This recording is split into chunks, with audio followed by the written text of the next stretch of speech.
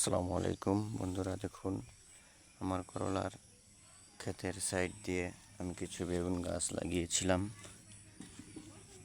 বেগুন গাছে ফুল এবং ফল আসতে শুরু করেছে। বেগুন গাছগুলো মাশাআল্লাহ অনেক সুন্দরভাবে বড় হচ্ছে।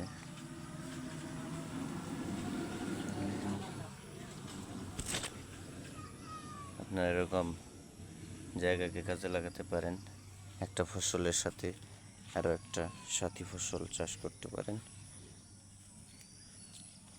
এতে করে আপনার জায়গা কাজে লাগবে এবং পাশাপাশি আপনারা বাড়তি ফসল উৎপাদন করে বাড়তি আয় করতে পারবেন।